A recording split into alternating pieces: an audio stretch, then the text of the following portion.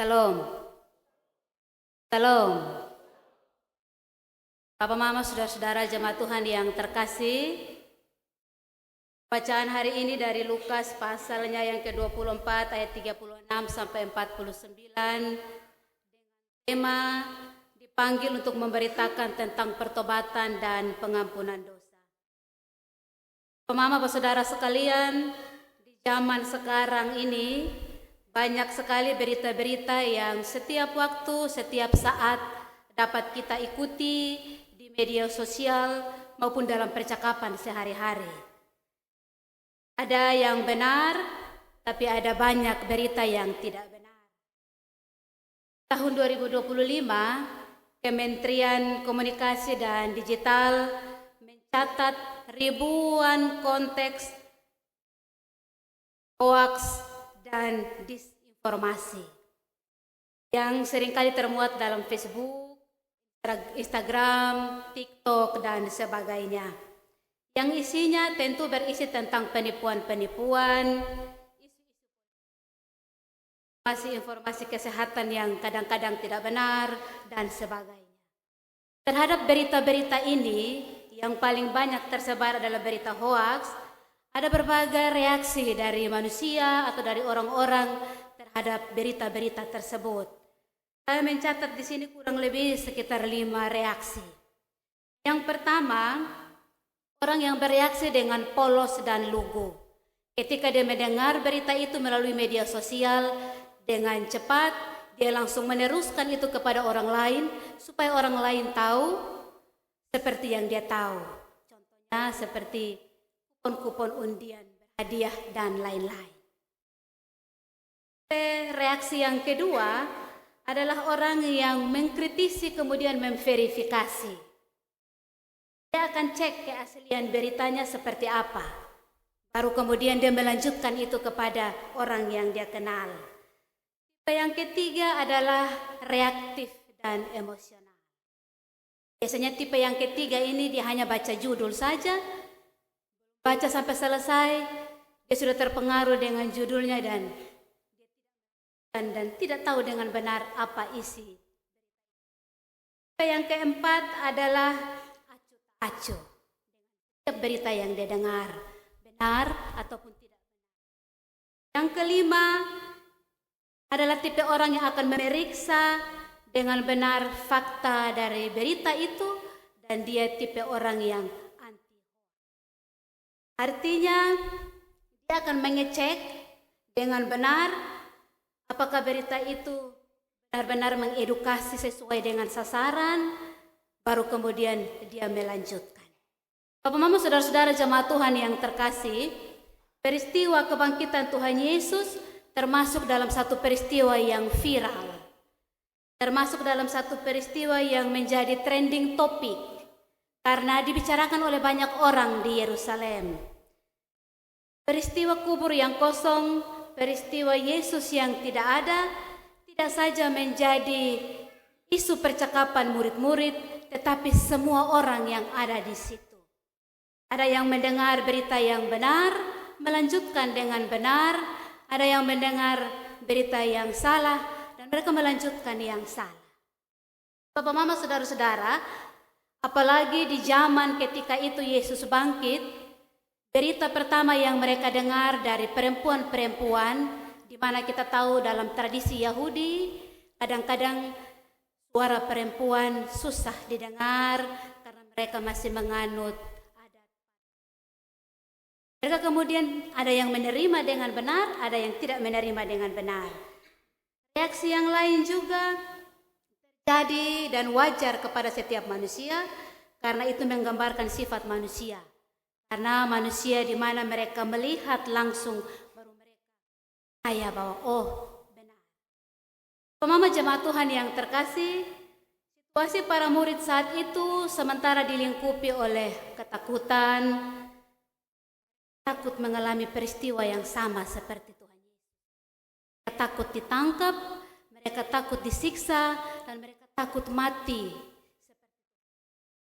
Dalam situasi ketakutan yang demikian, setelah kebangkitan Yesus, selama 40 hari dia mendatangi para murid yang putus asa, bingung, dan takut dengan beberapa tujuan. Yang pertama, Yesus hadir untuk meyakinkan para murid bahwa ia sungguh-sungguh bangkit dan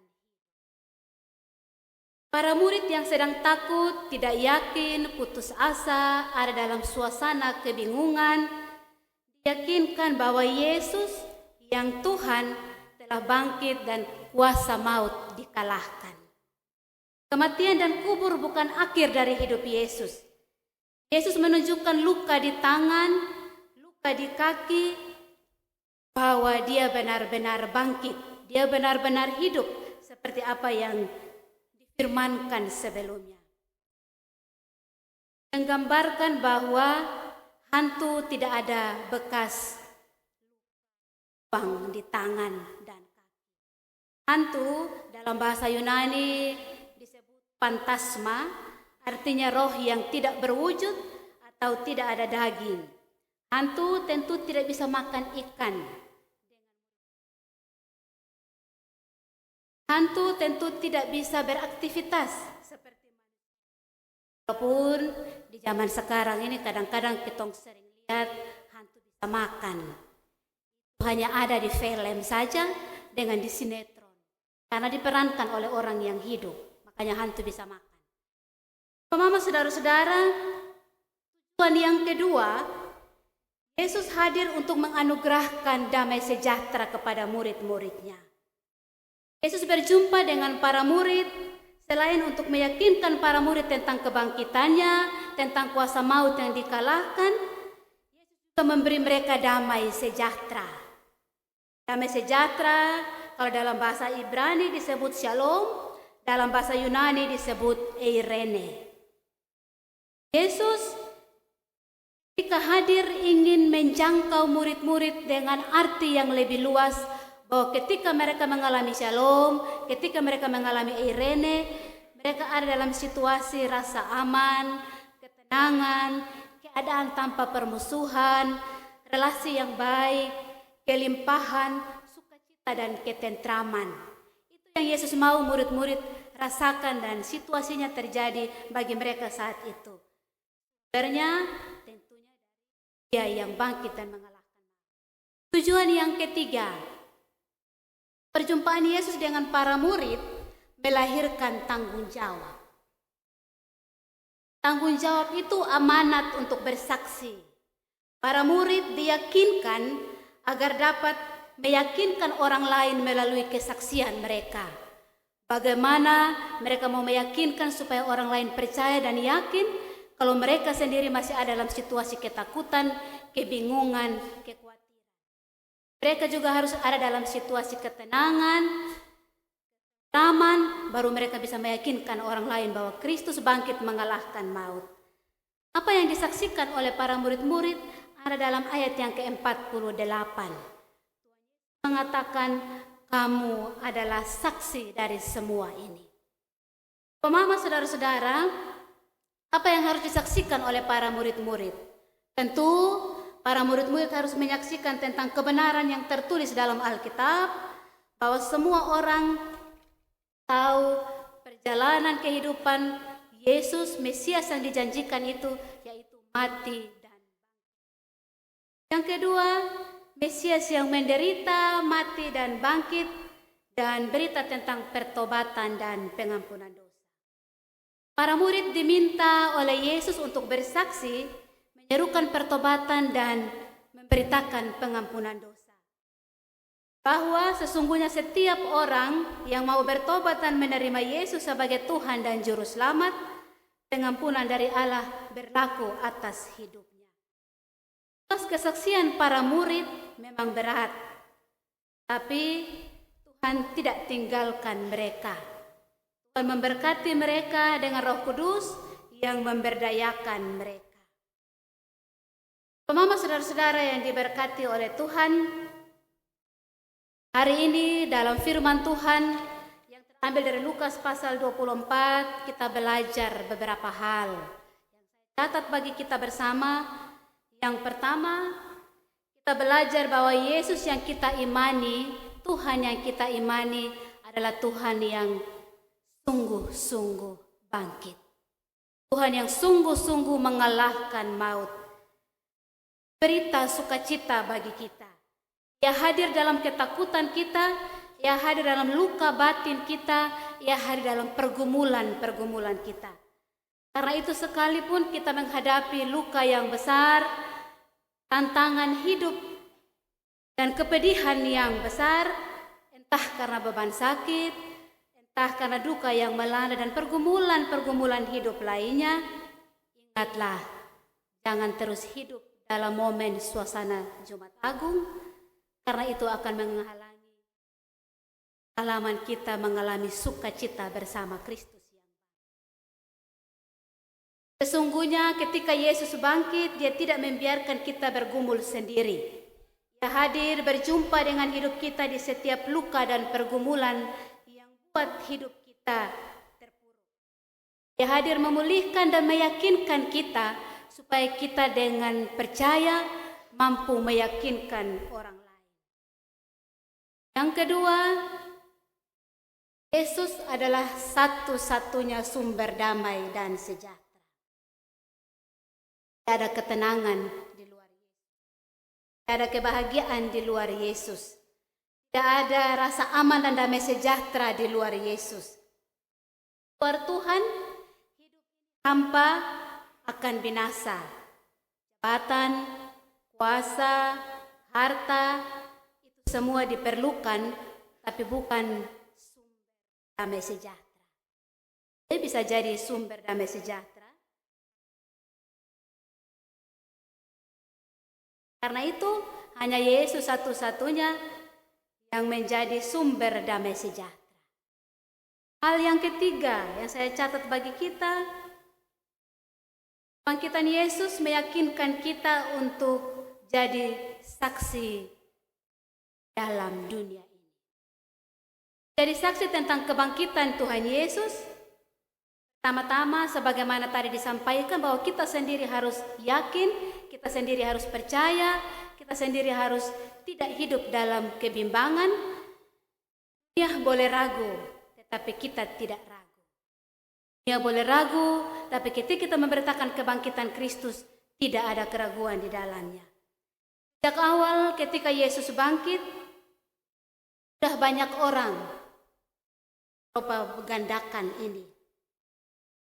Kita mengatakan bahwa jasad Yesus dicuri orang dan sebagainya. Kita bisa membacakan di kisah Yesus lainnya dalam Injil-Injil lain. Ada propaganda palsu yang menyesatkan bahwa Yesus tidak mati dan tidak bangkit. Yesus melarikan diri dan ada sosok yang mirip seperti Yesus yang disalibkan dan mati. Ada tekanan terhadap orang-orang Kristen di mana gereja-gereja ditutup, ibadah-ibadah dalam beberapa waktu lalu. Gereja-gereja yang ketika selesai ibadah Jumat Agung, kemudian mereka harus menutup gereja. Banyak orang Kristen dihambat karirnya, usahanya, pekerjaannya. Ada yang ditangkap dan dipenjara hanya karena iman kepada Kristus. Tapi kesaksian Yesus yang bangkit tidak dibungkam demikian. Bagaimana para rasul yang dengan semangat dan uang yang penuh menyaksikan, mempertaruhkan hidup mereka untuk bersaksi tentang Kristus, maka kita pun demikian.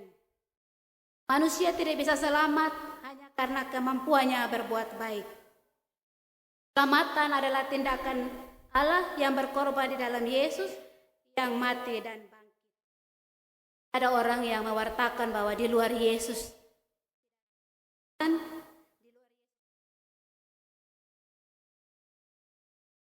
belajar dari 5 tipe yang tadi, kita belajar untuk menjadi tipe yang akan di luar Yesus. Memberitakan, bersaksi dalam pemahaman kita disilahkan dengan marturia. Marturia dari kata martir yang berarti mati. Maka pada dasarnya ketika seseorang memberitakan kabar keselamatan, kabar sukacita bahwa Yesus bangkit mengalahkan maut, bersaksi dalam perjalanan hidup yang Tuhan berikan kepadanya, dia siap menerima segala konsekuensinya. Kita bersaksi karena Roh Kudus memberdayakan kita. Kita bersaksi karena Roh Kudus menyertai dan menguatkan kita, sekalipun itu pekerjaan yang berat. Tugas kita sebagai orang-orang yang sudah yakin bahwa Yesus bangkit, tugas kita sebagai orang-orang yang sudah percaya bahwa Yesus mengalahkan maut adalah terus bersaksi, meyakinkan orang lain untuk bertobat dan hidup bersama dalam Yesus. Tuhan memberkati firman-Nya untuk kita sekalian.